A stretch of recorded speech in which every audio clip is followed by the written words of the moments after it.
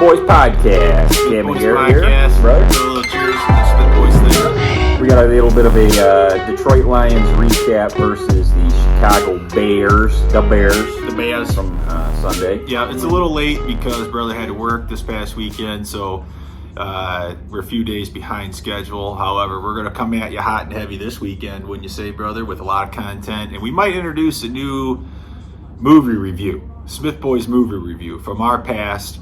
God. I thought you were joking. Oh no, I'm dead serious. And so you might see a little bit of that. Brother wants to review Point Break. Big wave riding for macho assholes with a death wish. No, it's not. Yeah, it's first movie review. I mean, it's an all-time classic. All-time Isn't it? Smith Boys classic Smith movie. Boys classic. So, I mean, if any movie's going to get reviewed first, It's gonna be going to Point be Break. that movie. Door buzzes. Door buzzes. Yeah. So I'm thinking, brother, we start with that game with the Bears. It was an ugly game. It was a nasty game. It was your typical SOL game for about 3 quarters. Bears were running away with it, kicking your ass up and down the field. Justin Fields looked like Fields looked like a superstar. Yeah, he did. Until look he like a didn't. superstar. And the Bears shot to me. You know, Lions fans, come at me.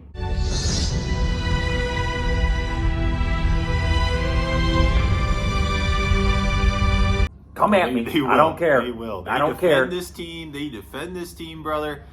Lions fan. And here's what I don't get about Lions. Just to finish my thought real quick, sorry, though, brother, sorry. the Bears. Apologies, brother. The Bears did what the Packers did the week before, and they shot themselves in the foot until Both they feet. bled to death. That's Yeah. what they did. It That's was- what they did. And then but hey, I'm not all evil with the Lions. To their credit, Shocking. to their credit, they took advantage of it and they won the game.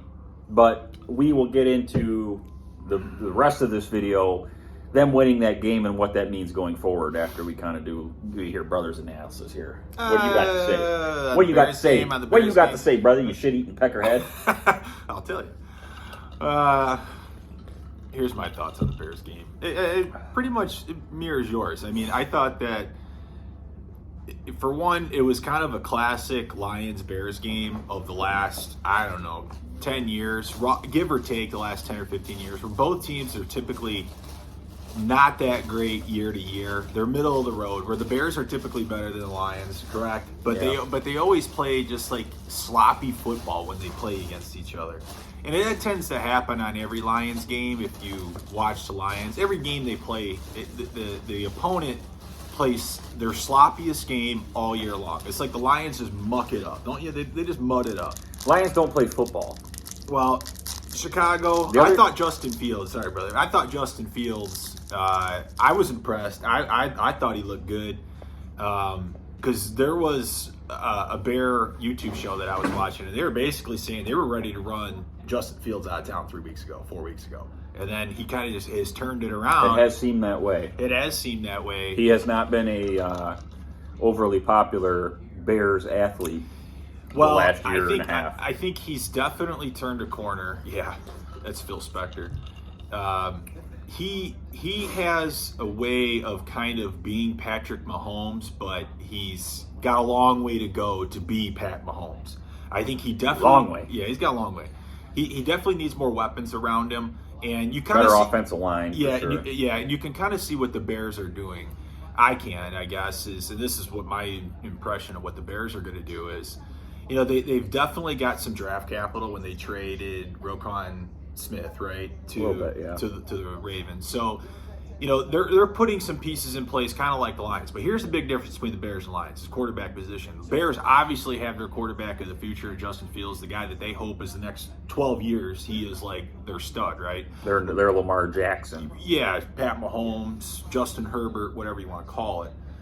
But the Lions are in this predicament where you're not going to be good until you figure out the quarterback position. That is the most crucial position to me in all of sports. Got to have a quarterback. Some teams can do it. The Trent Dilfer 2000 Ravens, you know, the Brad Johnson Tampa Bay Buccaneers. Joe Flacco, the Ravens again. But you have to have such stellar defense, and the Lions. That's the worst part of their. You got to have good coaching, good discipline, good fundamentals, everything. Everything's got to go right. Yeah, everything's got to go right, right? So, so the Bears game, you were down 14 points. I think it was 24-10 at some point in fourth quarter. I know it was late in the third, early fourth quarter. They were up 24-10 until Fields threw that pick six. Yeah, and let's talk about that play in particular because you saw the future of the Lions, right? You saw Hutch break off on that screen to the tight end. That's what it was. It was a screen play to the tight end. Hutch breaks off of pursuing Fields and then drops back into coverage a little bit. Therefore, Fields is like, oh, shit. Oh, shit! He throws it, and then boom, Okuda's right there. You know, Okuda to me he's the what do they call it? The king of friendly fire. You know, best in the world at friendly fire. It's an old inside joke, brother and I. We used to watch. It was John Lynch that they were talking about. Yeah, it wasn't it. Was it Spielman talking about? Yeah, it was Chris Spielman talking about John Lynch. Said he was the best in the world at friendly fire, which means running into a pile and hitting your own teammate. Yeah, killing your own guy. Which is what Okuda did twice and injured two of his own players. 2 or 3. So Kirby Joseph being one of them, your best player. Yeah, and so I don't know. I mean, you came back, you won that football game, 31-30. You had to have another, drive. You had to have another defensive stop. They showed everything that Dan Campbell wants them to show. Oh, grit, for sure. Grit, drive, come from behind. But to me, you put yourselves in that hole by playing like shit the first 3 quarters of the game. I'm going to defend the Lions here, though, brother. Oh, God. I got to be somewhat positive. I got to look at the positive. It's easy to be negative, right? It's always more difficult to be positive. And I'm going to look at this and say the Lions are always going to play like shit until they get good. I mean, that's just what they are. They don't have the players, they don't have the horses, they don't have the dogs. Okay, they go to their to their bullpen like in baseball reference. They ain't got nobody. They got gas cans laying all over the place, and there's kids playing with lighters. All right, well, that's pretty fucked. But anyway, that's what the Lions have been for 65 years. So. You won the game. However, I look at these last 2 games, and yes, you won them. Yes, they were divisional opponents back-to-back. But I look at this and I say, Green Bay pissed away 14-21 points in the first half by just not being able to punch it in the end Green zone. Bay should have been that game would have been over. Green Bay should have been up 14-0 out of the gate. But it wasn't. It wasn't. You made some plays. You got it. You stood up. I mean, that's all there is to it. You stood up. But same thing. The pessimist, I'm going to be the pessimist now, and it's like Aaron Rodgers should have thrown 3 touchdowns in the first half. That game is over. Everybody's SOL. Everybody's pissed. Everybody's just bagging on the Lions. DC's got to go, right?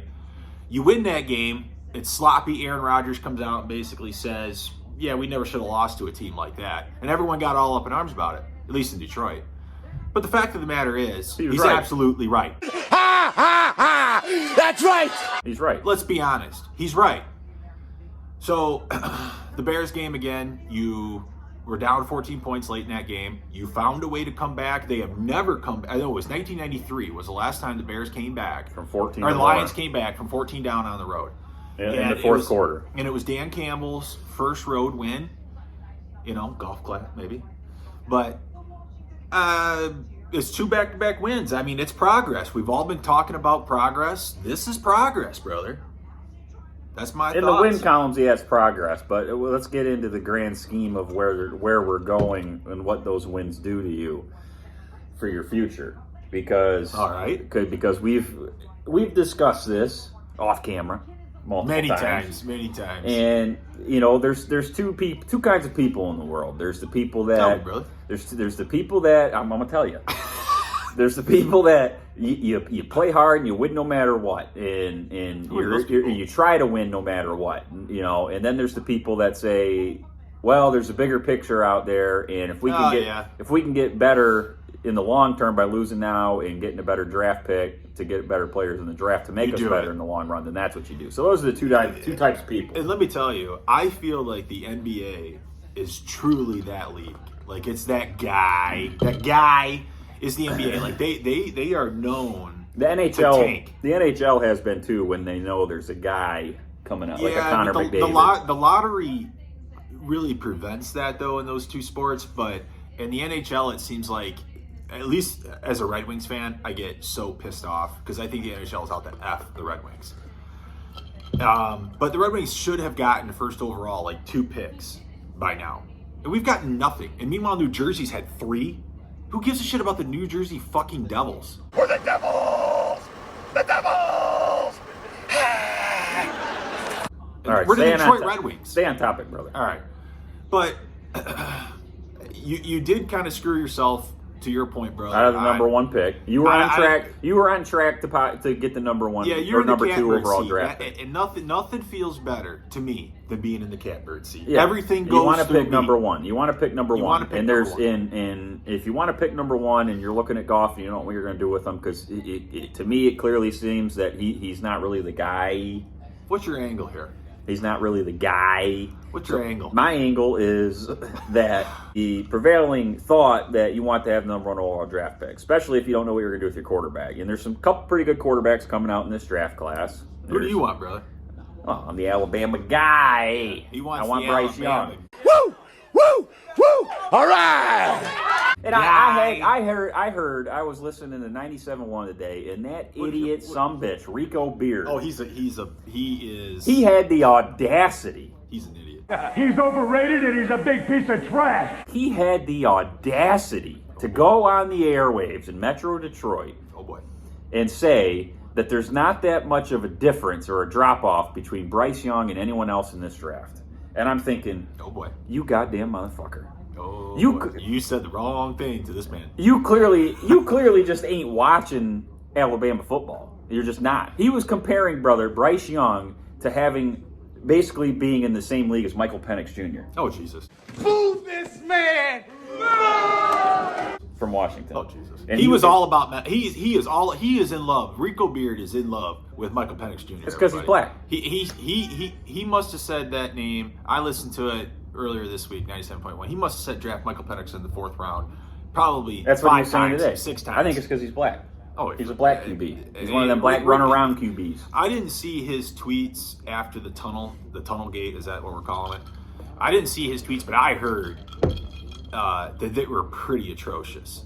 You know, quite below human scum. Anyway, atrocious. hoochie mama. Anyways, yeah. Hoochie mama! Hoochie mama! Anyways, yeah. But we got. I want the Bryce Young, and to say that Bryce Young and anyone else in this class, quarterback wise, there isn't that big of a drop off. I think you're just an idiot, and you just don't watch Alabama football because he's made, what do you call it, chicken salad out of chicken shit every game this year. Because Well, he doesn't have anybody He's around got no him. receivers, and he's got damn near a running game that's pretty awful. Other than Offensive Jahmyr line's Gibbs. not good. Offensive line's not good, and his offensive coordinator sucks. He's terrible. He's wretched. He's awful. He's dreadful. He sucks. I'm telling you, right? I'm not going to deny that. I would rather have. Oh, I don't know if I'd rather have. This is a guy when he had. Michigan's This is a guy that when he had weapons last year. What did he do, brother? He won the he was Heisman amazing. Trophy. Yeah, he was amazing. Won the Heisman Trophy and was And I amazing. think and that's, you know- one of his targets was the receiver that the Lions currently have, and Jamison Williams, who hasn't played yet. Yeah, So- those are all really huge points, and I think like guys like Rico and stuff like they're looking at it in a vacuum. I mean, you're looking at are you not factoring in last year? Michael Penix. Yeah, I mean, Michael Penix, he transferred, he sucked at Indiana, he never won anything, and now he's playing at Washington. I mean, come on, give me a break. The guy can't throw the football. So I'm in full agreement with you. Bryce Young's the guy to me. But and- but the point is now with the game against Green Bay and the game against Chicago, they won those games. You played yourself out of it. You played yourself. You're no longer in the catbird seat. You're not I getting don't Bryce know. Young. Bryce Young's good. Stroud reminds me a lot of Justin Fields. I don't think he's as fast, but Oh, he's got some great receivers. He doesn't so. run like Fields does. No, I know. Stroud is But way he's- more of a pocket passer. Yeah, but he is mobile though, and he makes plays. Well, it doesn't matter because they won these 2 games. They fooled around. They won. And they played themselves out of Bryce Young. They played themselves out of C.J. Stroud. And I would say damn near they played themselves out of getting Will Anderson. Because those are going to be your guys 1, 2, 3 overall in the draft. And the Lions won those 2 games, so they're right now picking like 5th or 6th. No. It's like 8th, and it's the Rams pick actually because the Rams are 3 and 6 Yeah. also. So- Stafford's out on concuss. We need to wrap this up. But Stafford's out. Hoochie on, mama. Yeah, Hoochie Mama. Hoochie mama! Hoochie mama! Hoochie mama! Stafford is out on concussion protocol this week. And Cooper Kupp's out for the year, I think. Yeah, he's out for quite a while. But I just want to see who the Rams are playing because So your best pick is going to be the Rams pick, possibly. they're playing the New Orleans Saints on the road. Their best draft pick, highest draft Saints are pick, is favored. probably going to be the pick from the Rams this year. It's quite possible because the Lions are going to fool around and win probably 3 more games. And I definitely see that. And they're going to go like 6-11, and now you're picking like 12th, 11th. No, God! No, God, please, no! No! No! No! Well, they'd be picking wherever the Rams pick, and the Rams pick is probably going to be a top 10 pick because I think the Rams are kind of mailing it in. Now you're looking at is if you want to get Bryce Young or C.J. Stroud, your only chance is to trade both of those first-round picks. Well, I heard to get up to the I top. heard Valenti on the radio earlier this week. Let's see what you think about this. Another dumb son of a bitch. He said He's got good takes, but he's just an asshole. He said to trade the 2 first-round picks up for Will Anderson. He thinks Will Anderson is far and away the best player in this draft, and that if you pair him up, and this is all like the football part's easy to kind of understand, but it's really what do you do? Do you draft? That's the question: is do you trade those 2 picks up to get Will Anderson? Because obviously, the 2 quarterbacks to me are going to be off the board first. Not obviously, but to me, it's obvious that the 2 quarterbacks are going to be off the board first. Quite possible. But the only refute I have to that is Houston, if they have number 1, has shown a history of not taking the quarterback because I think they did take Jadeveon Clowney. Well, they took David Carr first. They took Jadeveon Clowney 1 year, I think 1 overall, and they took Mario Williams, I think, surprisingly, number 1 overall. That year that Mario Williams came out, that was also the year that Reggie Bush came out. And I was shocked that Reggie Bush wasn't the number 1 overall pick. But they ended up with Mario Williams, and he had a fine career. And then they took Jadeveon Clowney, and he had a fine career. He's just kind of average. But they're not, Javon Curse. They're not J.J. Watt. They're not those types. Yeah, T.J. Watt. T.J. Watt back in the day. But I don't know. They did take David Carr, their first pick ever when they were an expansion franchise. But he sucked. Yeah, like his brother. Like his brother sucks. Like his little brother. You gotta play little brother a bit. What the hell is even that? All right, so that's it for Lions post game. That was pretty shitty post game, brother. Well, we talked about the future. We got to do a Giants pregame. So we're coming right back at you here in a minute, and we'll get into all this here and again because this is the fun stuff to talk about. Because the Lions, the football is the football. So where are you at future-wise? Because then let's wrap this up and get into another pod. Because you remember you were saying you didn't want to get into 45-minute edits and stuff. So let's wrap it up, and then we'll start anew. Why are you coming? Don't tell me what the fuck to do. How's that, pal? All right, we'll see you here in about 10 seconds. Till then, Smith Boys out.